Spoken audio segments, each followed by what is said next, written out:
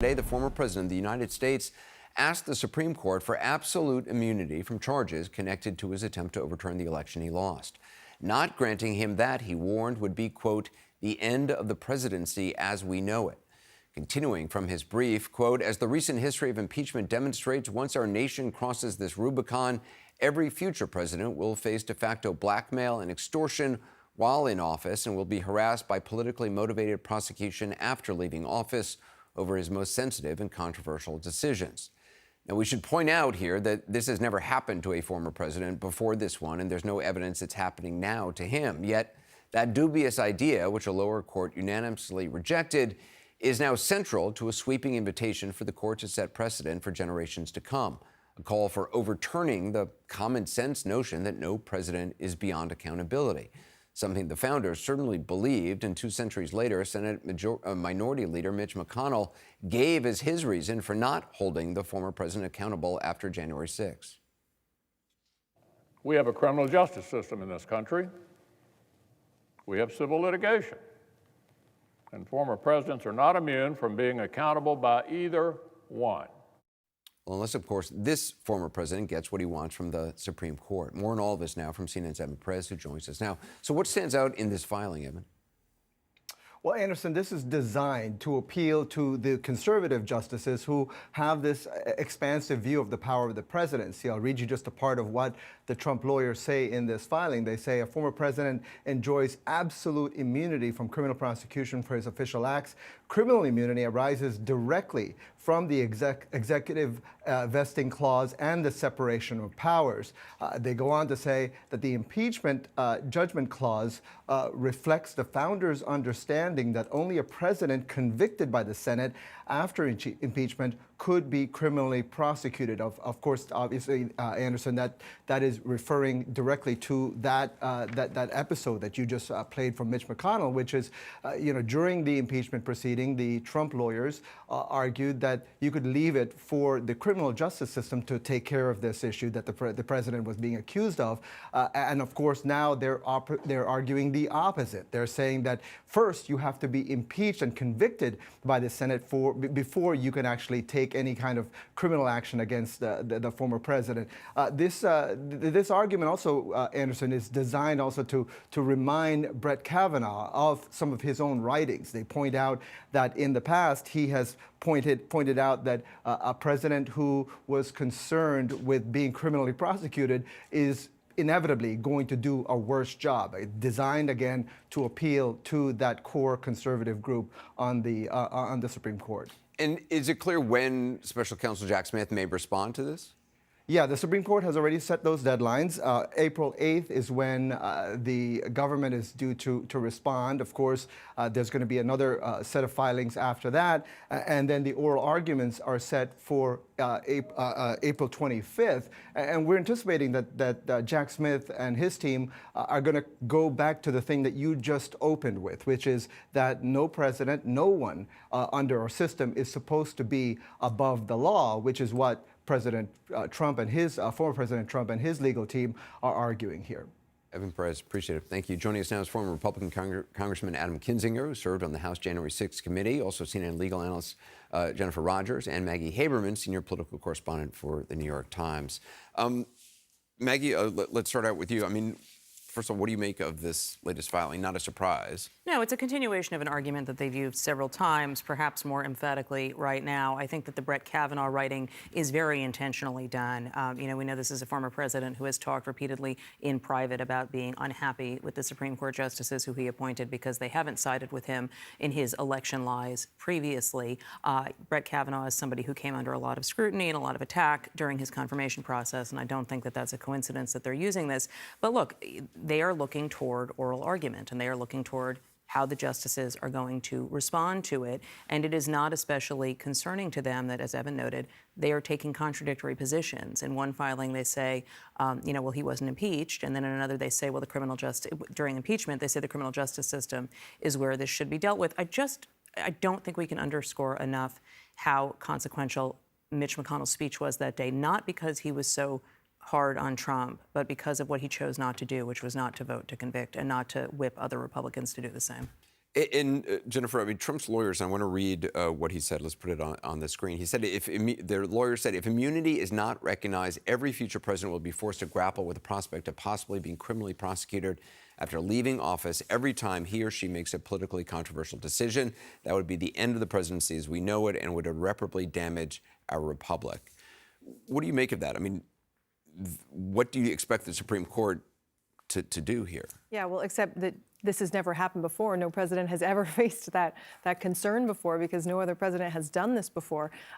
Listen, I think that the court is going to look at his argument for absolute immunity, which is the argument that he has to make here, right? He can't really make a more nuanced argument about, well, all of these things I did were part of my official duties as president, and therefore I should be protected in the way that he could if he, say, ordered a drone strike and some DA somewhere tried to prosecute him or something. What he did as a candidate for his own personal benefit and his political benefit, not for his job as a president in the country. And that's why he has to go big on this argument for absolute immunity. And he has to raise this specter of, oh, if you do this, everyone's going to be prosecuted after this. Well, no one has been prosecuted before in the history of our country.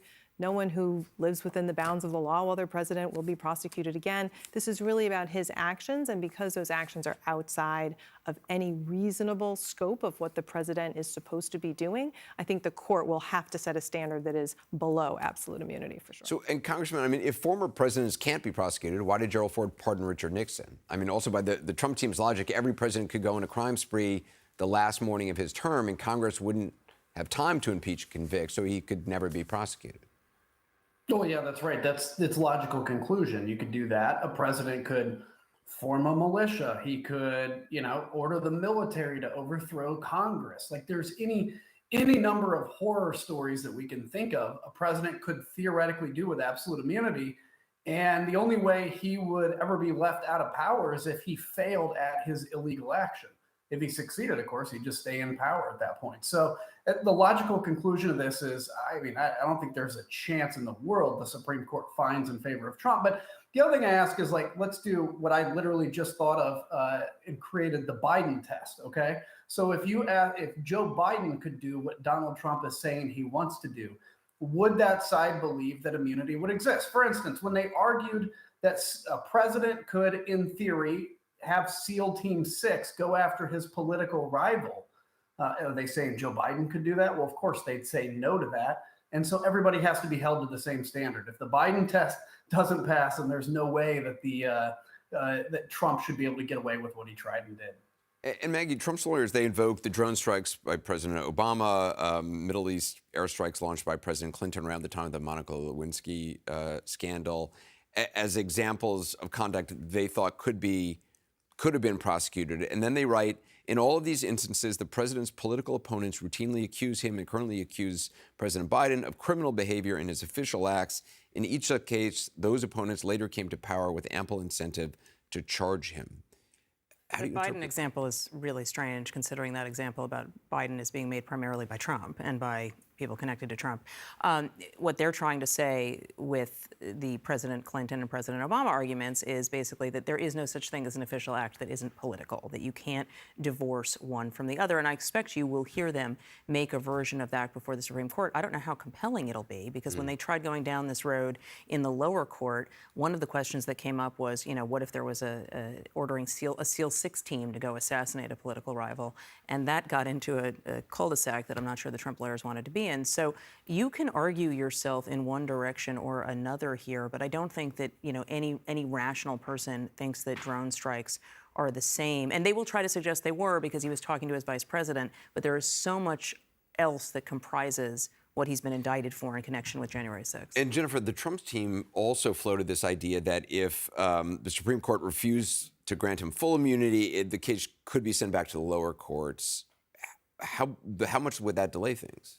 Yeah, well, if they did what he wants them to do, it would delay things substantially, which is go back for some sort of factual finding and application of the new test to this case and then come back up on appeal inevitably. But they don't need to do that here. We're not at a stage where there's factual findings to be had except for the trial itself. They have the indictment. At this stage of the game, the indictment is taken as these are the facts we're working with. And they have the law, the Constitution, as they're going to evaluate this immunity argument up against the Constitution. So the lower courts can't do anything more than they can do, in other words. So there's no need to send it back for anything other than the trial itself. And that's what his argument is missing. He wants another spring back and forth to delay things a number of months again, really till next term in the Supreme Court. But the Supreme Court won't fall for that. There's no fact-finding to be done. And Congressman, I mean, it's important to point out that there is a lot at stake here in this ruling.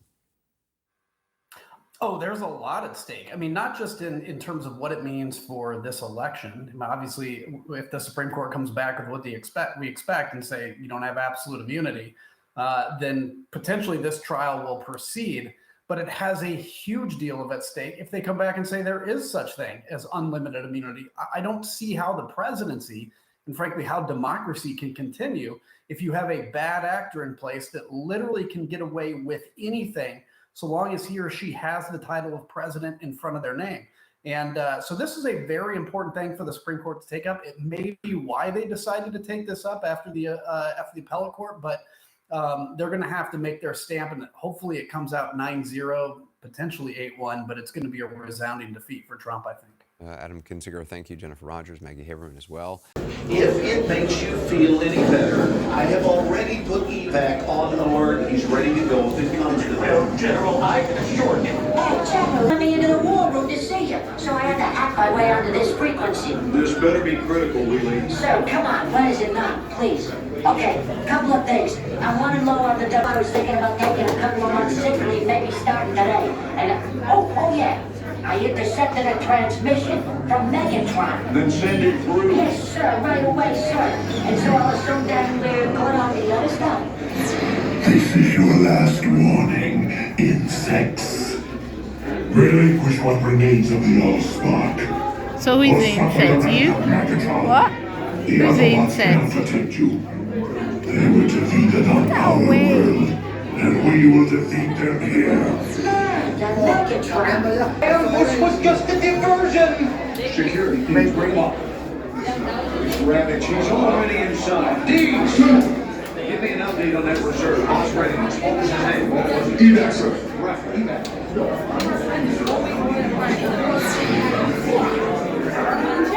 She's right in front.